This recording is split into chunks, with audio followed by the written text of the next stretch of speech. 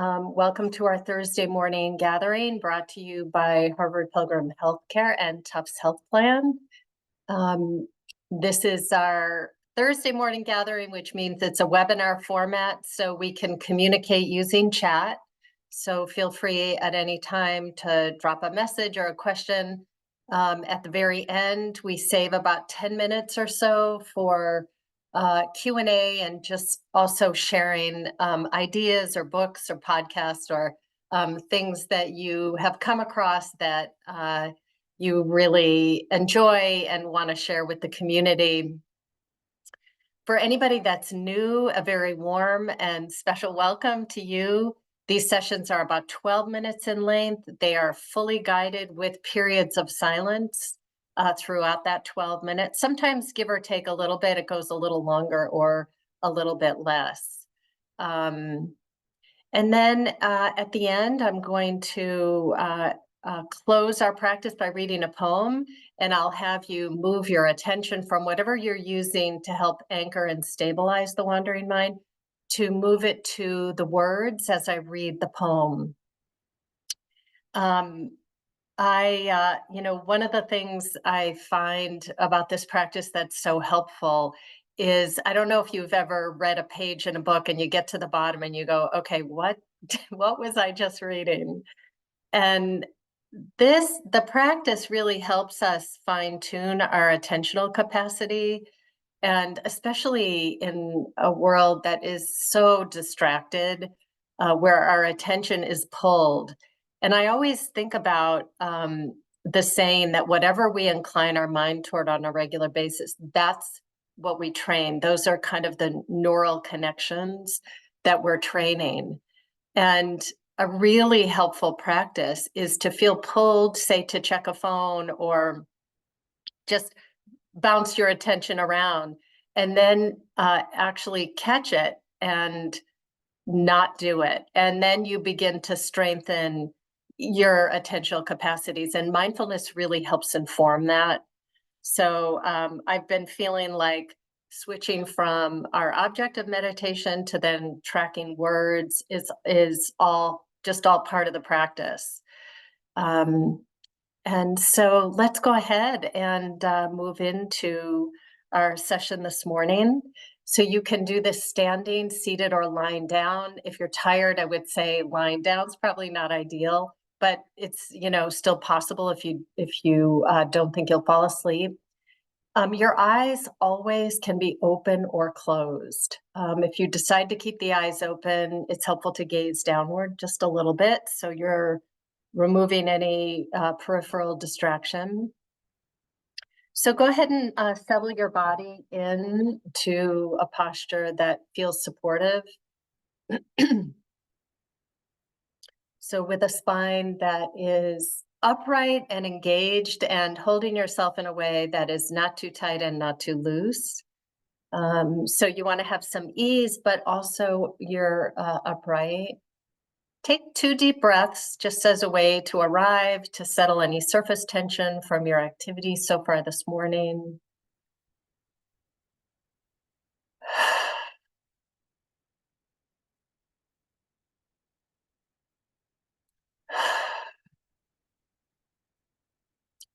And as you exhale, seeing if you can surrender your weight into the support of the surface. Bring full awareness to the whole body, noticing perhaps the points of contact with the back of the body and the surface you're on. Really feeling from the inside out. What does that subtle point of connection, that point of a pressure actually feel like?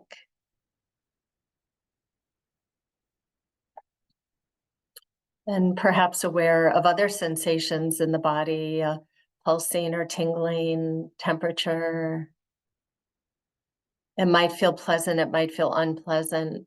Either way, there's an allowance. You're bringing an attitude in the mind of receptivity. And so especially for those things in the body and mind that are unpleasant, because they have showed up, there is an allowance, a meeting, with your attention, your awareness.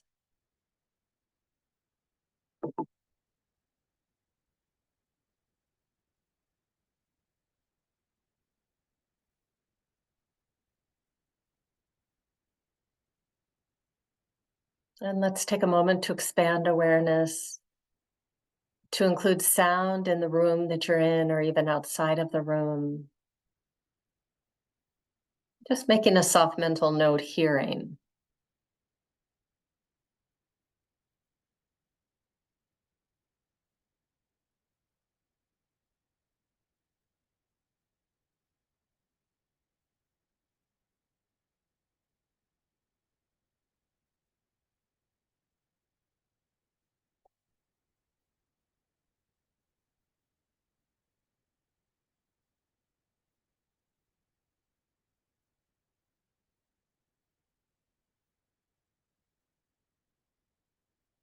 And allowing sound to come and go in your background as it naturally will. Bringing awareness back to the body. And I'm going to do just a sweep of awareness through the body, and then we'll land on an anchor. So bringing your attention to the very top of the head. And as we move through different parts of the body, just receiving the sensation that's there, whatever it might be, or aware of a lack of sensation. So bringing awareness to the top of the head, coming down over the sides and the back of the head. Moving around now to the face and the eyes, nose, mouth, and jaw, even the tongue. Bringing some softness to the degree that you can and receiving whatever is happening, whatever sensations you're noticing. And moving awareness down over the neck and coming down over the shoulders, the upper arms, elbows, forearms, and hands.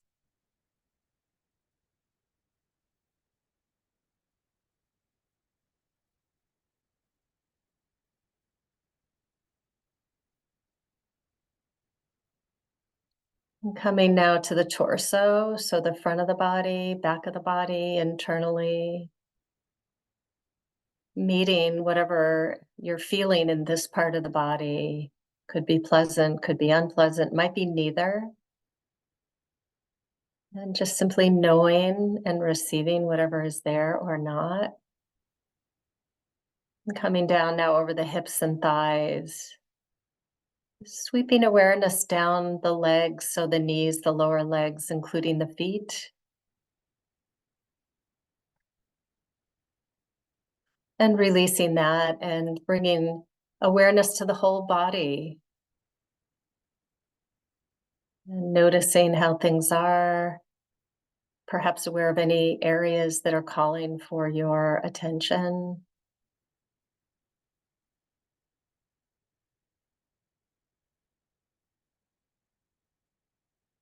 And let's now find an anchor for the wandering mind for the remainder of our practice. So that could be breath sensation, really anywhere in the body you feel it. It could be you feel the carriage of the body as you inhale and exhale. You can feel internally that movement. It could be a more narrow focus of the rise and fall of the abdomen, chest, or even the nostrils. Alternatively, you could take your palms of your hands and touch your hands together, or let your palms rest on your thighs. And the feeling internally of that point of contact would be your anchor. And you can also use sound. So if there's a consistent sound in your background, just tracking. So you're tracking the sound, tracking the sensations. And thoughts will slip in, not a problem. As they slip in and you notice, that's actually a really significant moment because you are no longer lost in thought. You are aware that a thought has slipped in. You can make a soft mental note thinking or be specific, like planning or worry or whatever. Release any holding in the body and return. So I'll be silent for the next few minutes.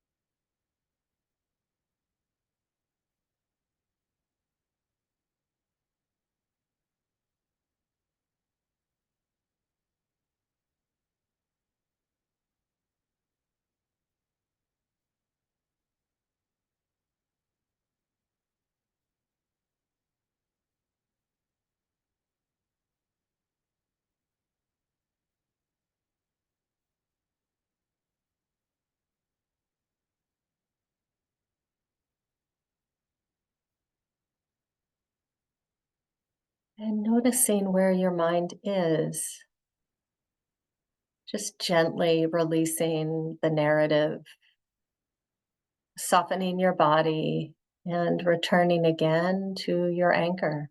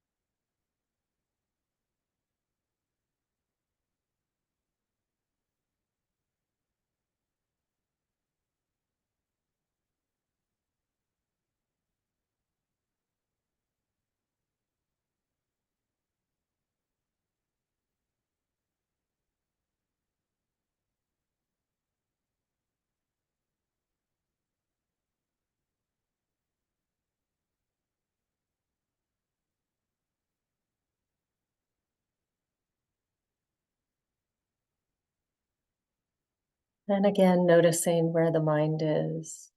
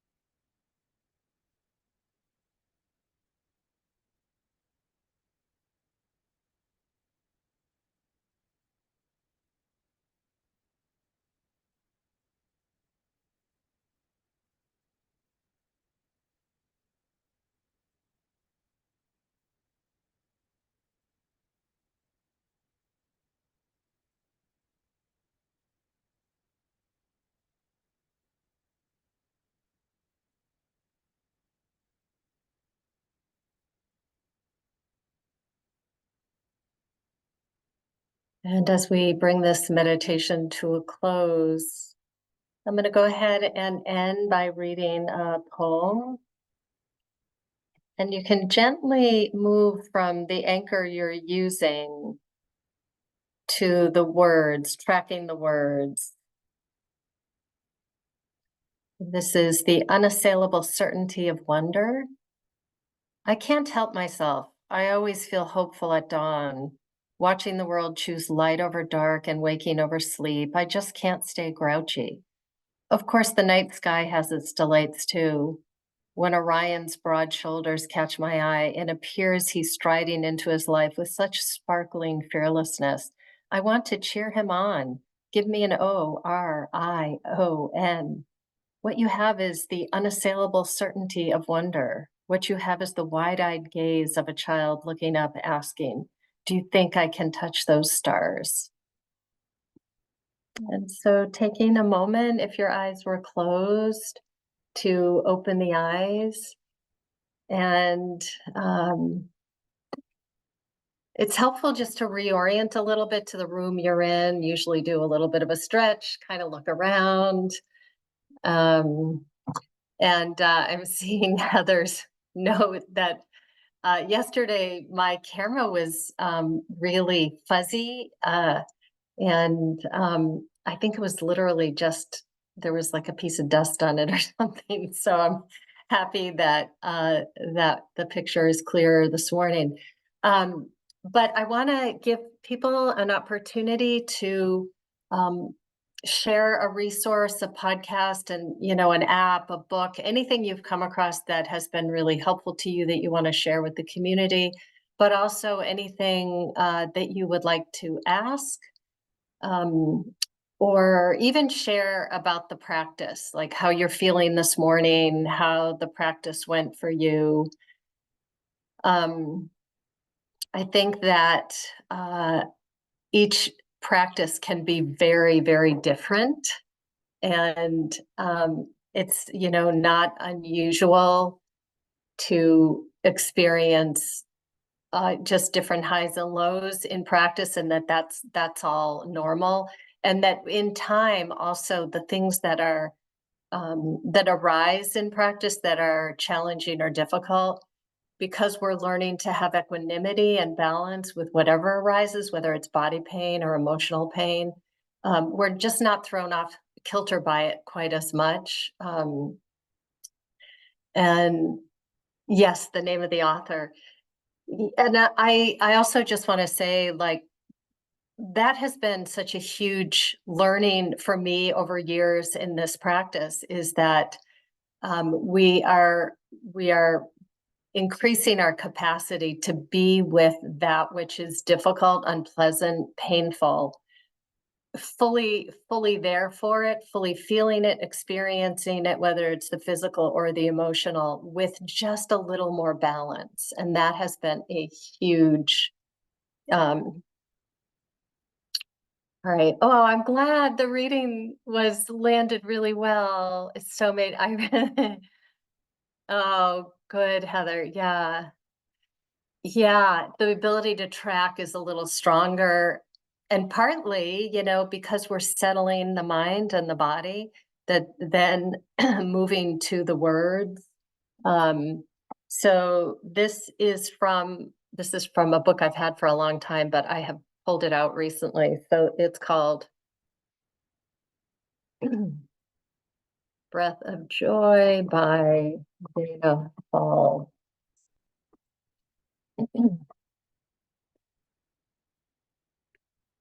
And let me see. Well, I've lost my place in that, but this little book, this little book is just filled with gems. I really sort of see her as a modern day Rumi. I think she's remarkable. In practice, I have textures colored, which is calming, but sometimes also images. I don't usually try. I analyze, understand. Just note them. Yeah, Susan, absolutely. And I think it's a good idea to just note them. just, you're acknowledging that they're there. That I think one of the things that's so powerful in this practice is that we all have our own individual habit patterns of mind, places where we go, and that you're just basically, when you're acknowledging them in practice without getting absorbed into them, which you're not, you're just saying, I see you, I know this, and release, and it might come right back, like, but you're, again, yeah, so that's, yes, your intuition is correct. Um, uh, Real practice is important in good moods and bad moods, and yes, absolutely. Um, yeah, it's so true. I think to let go of any expectations of what your practice will be like on a day-to-day basis is a good idea, and usually, well, I would say, like, almost always when I haven't wanted to practice, but I just do it anyway, you're just with the resistance, the not wanting, because this practice leaves room for things to come up that we don't necessarily want to feel or deal with, both emotional and physical. And yet you have it within you to actually feel that, whatever it is. Um, so for example, for me this morning, I have to go to New Hampshire for a work event, and I have to leave, like, within 15 minutes of closing this. And so I had a lot to do this morning, and I could feel, like, how much I was leaning forward. And then each time I would just lean back, I would just notice, and then it doesn't, it's not making my morning any better because I'm leaning forward and moving quickly. And so if I can just sit back, and this practice went well for me this morning because I had so much to do and I was pretty ramped with what I need to get done before I leave. And the feeling is kind of unpleasant. Um, but then bringing it into the practice this morning, I felt more ease, less rushed. Because you can even sit with that kind of feeling of amped and rushed and just let it in, you know, and that's the way to work with it, not even trying to make something different, but just seeing if you can be with what is. I hope that makes sense. Because it's very possible I could have done the sit this morning and felt amped for the whole set. It didn't happen that way this morning, but it could have.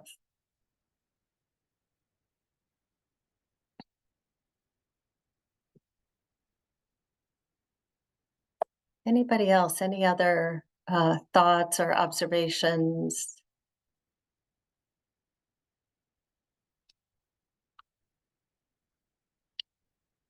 Dr. Brewer, who's visit MindtheMoment, has a yes, he does. Teresa, yes. Judson Brewer is a friend of our program, and he's got a lot of great resources. Yeah, I would just Google him.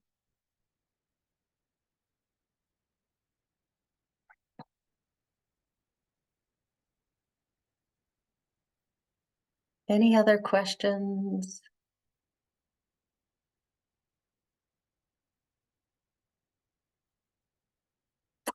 All right. Let's see, I've been following his meditate with a quick online session of Qigong. Nice. Yeah. Oh, thank you, Colleen. That's really great. Um, you're welcome, Denise. Uh, yeah, thanks everybody. Yes, I'm looking forward to the foliage. Yeah, it's a 2-hour ride up to Concord from where I am. But I'm fully looking forward to it and just kind of taking in nature and the colors. And yeah. All right, everybody. I'll see you next week on Wednesday, and be safe and enjoy your weekend. Okay, bye, everybody.